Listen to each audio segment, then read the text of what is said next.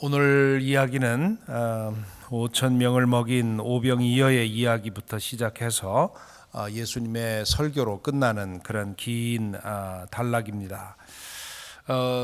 복음 앞에서 읽은 세 개의 복음서 마태, 마가, 누가 복음서를 읽고 요한복음을 읽으면 그 특별히 가장 뚜렷하게 드러나는 차이가 공관복음서에서는 예수님이 아주 짤막짤막하게 그리고 때로는 그 뜻을 알기 어렵지만 많은 경우에는 그 뜻이 꽤 분명해 보이는 그런 말씀들을 하시지요. 그러나 요한복음으로 오면 그 말씀들이 굉장히 길어집니다. 그 설교라 할 만큼 길고, 물론 오늘날 우리가 나누는 설교에 비하면 짧지만 공관복음서에 비해서는 길게 말씀을 하시고 또 그 말씀들이 굉장히 그 비밀스럽습니다.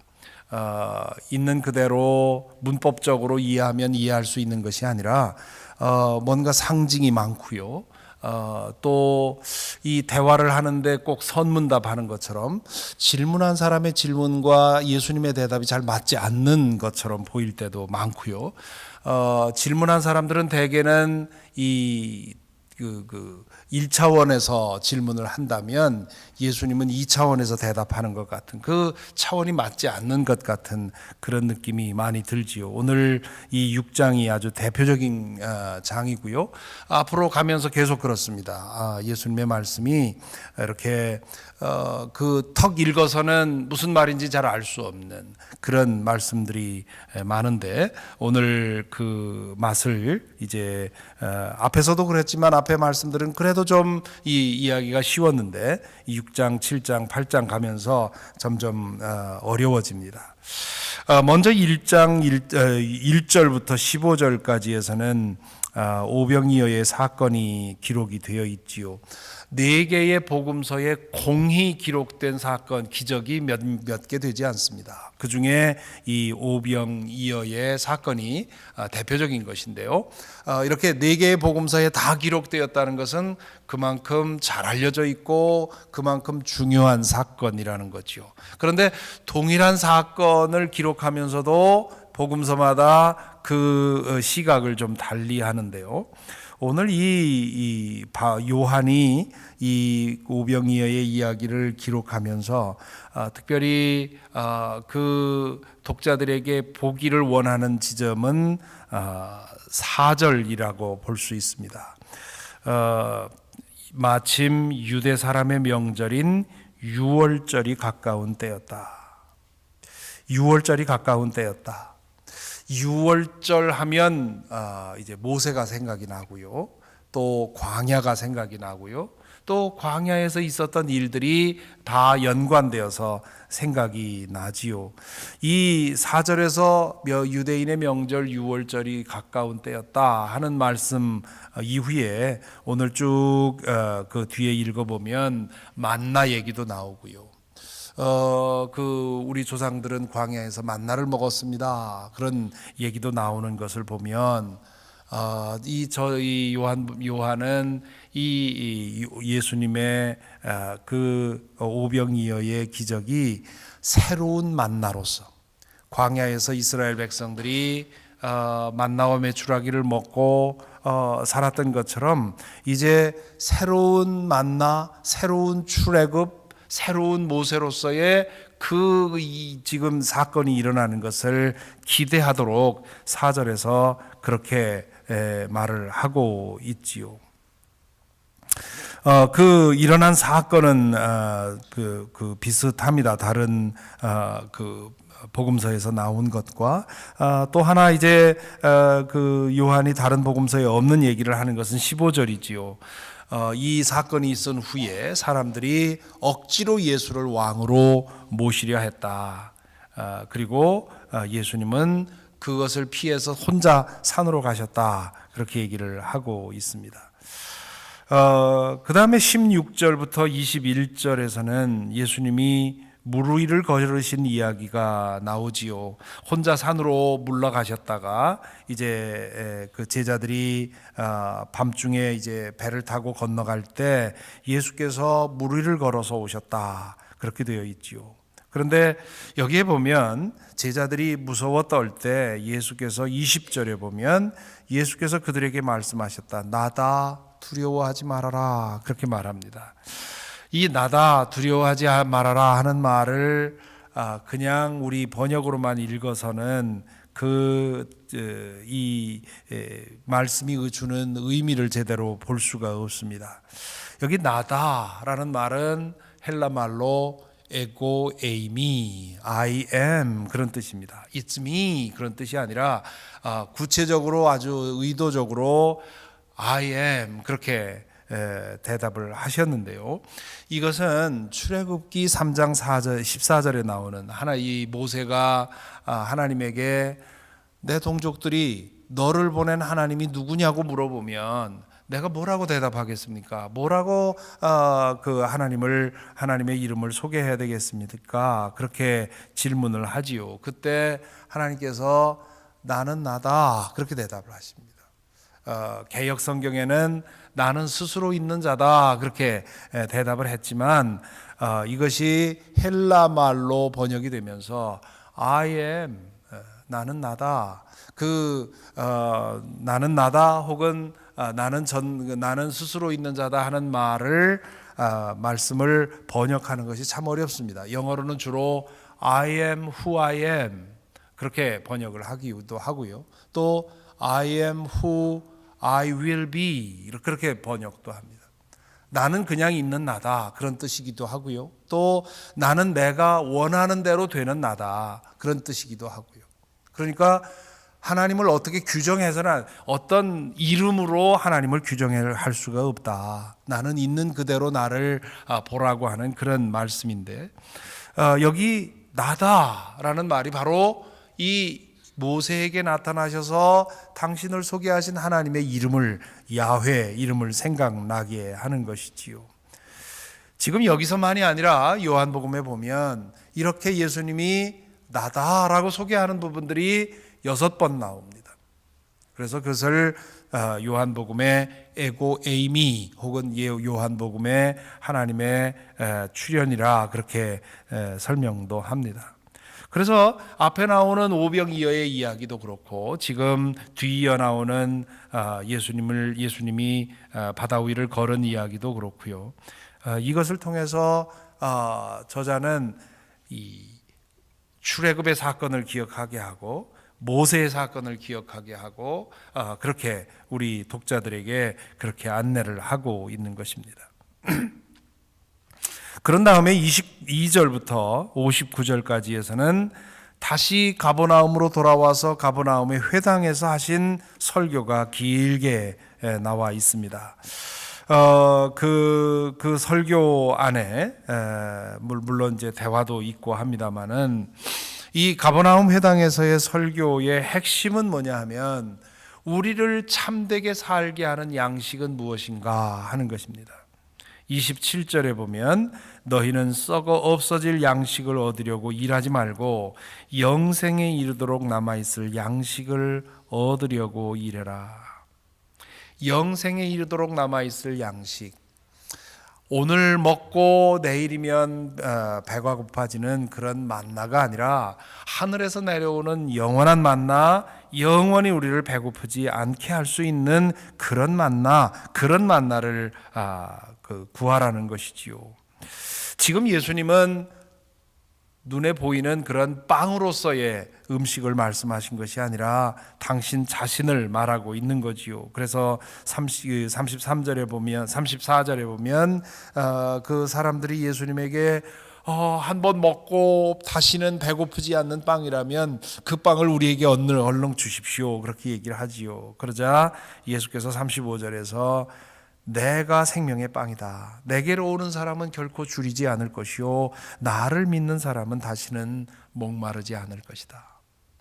지금 사람들이 생각하는 배고픔과 목마름 그리고 예수님이 말씀하시는 배고픔과 목마름이 차원이 다르다는 것을 느낄 수 있지요. 예수님이 지금 여기서 빵을 말하고 먹을 것을 말하고 그렇게 말씀하시지만 그 빵은 우리의 육신의 허기를 채워주는 그런 빵이 아니라 우리의 영혼을 채우고 우리의 삶을 살아나게 하는, 진정으로 살게 만드는 그러한 영혼의 양식을 말하고 있는 것입니다. 그것을 사람들이 이해하지 못하고 계속해서 매일매일 먹는, 입으로 먹는 빵을 생각하고 예수님께 말하고 있지요. 57절에 보면 살아계신 아버지께서 나를 보내셨고 내가 아버지 때문에 사는 것과 같이 나를 먹는 사람도 나 때문에 살 것이다. 나의 살을 먹고 나의 피를 먹는 것, 그것은 곧 믿는 것입니다. 56절에 보면 내 살을 먹고 내 피를 마시는 사람은 내 안에 있고 나도 그 사람 안에 있다. 요한복음에서 믿음이라는 것은 그 요한복음 전체를 통해서 믿음이라는 명사는 한 번도 나오지 않습니다. 반면에 믿는다라는 동사형은 99번이 나옵니다. 믿는다라는 말이 요한복음에서는 그만큼 중요하게 자주 쓰인 말입니다. 그런데 믿음이라는 명사형으로는 사용되지 않고 늘 믿는다라는 동사형으로 사용이 된 것입니다. 왜 이렇습니까? 믿음이라는 것은 내가 한번 갖고 끝나는 것이 아니라는 거지요. 믿음이라는 것은 내가 무언가를 암기하고 끝나는 것이 아니라는 겁니다. 믿음이라는 것은 교리를 내가 배우고 교리를 받아들이는 것으로 끝나는 것이 아니고, 세례 한번 받는 것으로 끝나는 것이 아니고, 믿는다는 건 뭐냐? 주님과 함께 늘 동행하면서 주님과 더불어 사는 것이지요. 예수의 피를 먹고 예수의 살을 먹는다고 하는 것은 그분과 내가 영적으로 하나가 되어서 뗄 수 없는 관계 속에서 내가 그분 안에 있고 그분이 내 안에 있는 그런 상태에서 살아가는 것을 말합니다. 계속해서 월요일부터 말씀을 드렸지만 요한복음의 가장 중요한 초점은 새로운 것이 왔다. 그동안 율법, 제사, 형식 이런 것들을 붙들고 거기에 목매고 살았다면 이제는 새로운 세상이 왔다. 이 세상을 지으신, 창조하신 그 예수님이 우리 가운데 오셨기 때문에 이제는 그분과 함께 과거에 내가 의지하던 형식과 율법과 제사와 성전과 이런 것들로부터 벗어나서 항상 하나님과 함께 살아가는 그런 삶이 시작이 되었다. 그런 말씀을 드렸습니다. 오늘 이 가버나움에서 행하신 설교 안에서도, 설교를 통해서도 예수께서는 진짜 살려면 어떻게 해야 되느냐, 진짜 살아있는 것처럼 매일 살아가려면 어떻게 해야 되느냐, 나를 먹고 내 피를 마셔라. 예수님의 살을 먹고 예수님의 피를 마시는 건 우리 입으로 마시는 것이 아니라 우리의 영혼으로 마시는 거죠. 매일 그분과 깊은 교제를 나누고 대화를 나누고 함께 동행함으로써 그분의 피가 우리 안에서 움직이게 하는 것, 그것이 믿는 것이고 그것이 예수님을 먹는 것이고, 그렇게 될 때 우리 안에 계신 예수님께서 우리의 삶을 새롭게 해 주신다는 것이지요.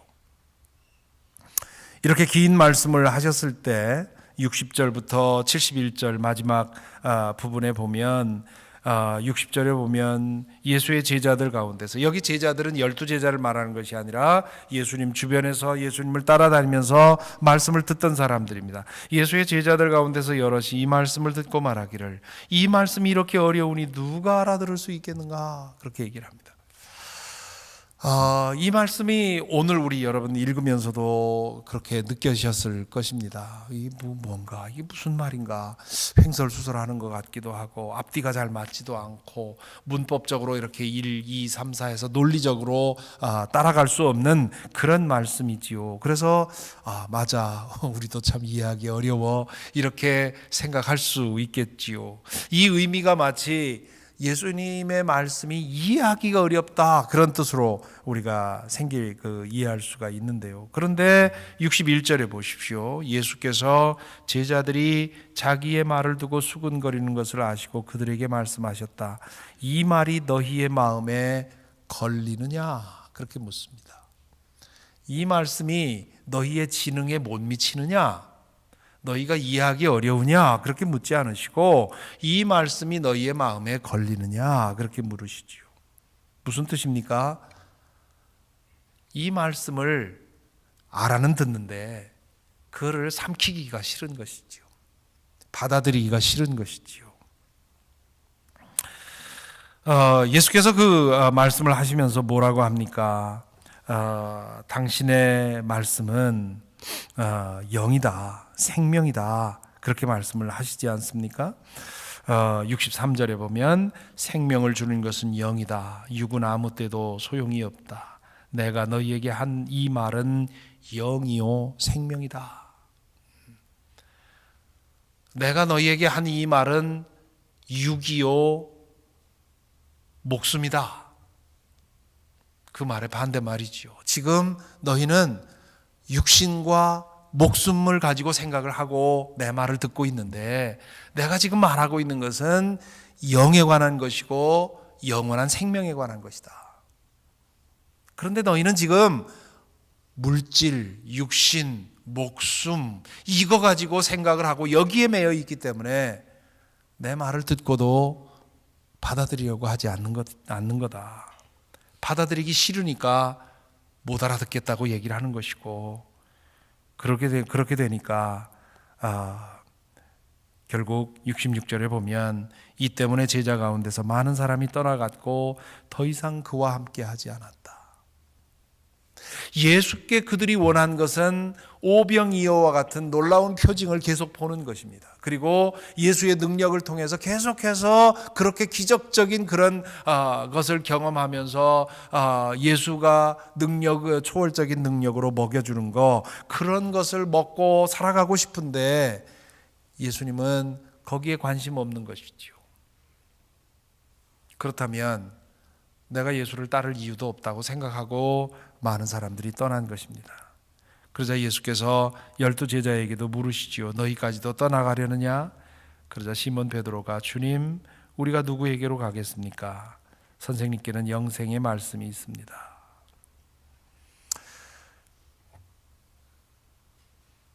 오늘날도 교회에 많은 사람들이 모입니다. 교회가 점점 쇠퇴하고 있다고는 하지만 그러나 오늘 또 많은 사람들이 믿고 있고요. 또 보면 영적인 갈증과 영적인 허기로 인해서 교회를 찾는 사람들 있습니다.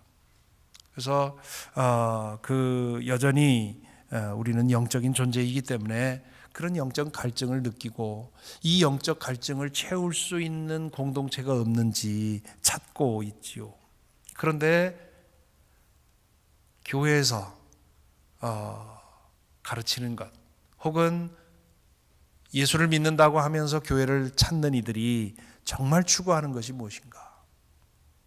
오늘 이 광야에 모여있던 사람들처럼 기적적인 능력으로 더 많이 먹는 것, 더 쉽게 먹는 것, 더 많이 가지는 것, 더 유명해지는 것, 더 일이 잘 되는 것, 이런 것들을 기대하고 오는 것이 아닌가.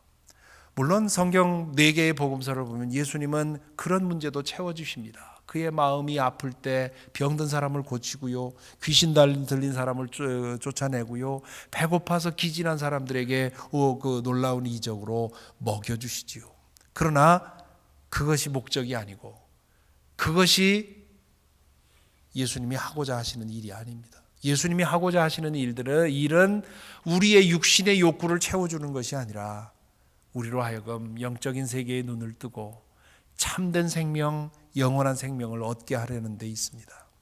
그리고 그 하나님의 나라를 보게 되면 우리는 그동안에 우리가 묶여있던 율법과 형식으로부터 벗어나서 매일매일 주님과 함께 동행하는 삶을 살아갈 수 있고요. 그럴 때 우리의 삶에 새로운 변화가 일어나는 건데 우리는 그렇게 하기가 싫은 것이지요. 사실 이 율법주의, 형식주의가 얼마나 편한 건지 모릅니다.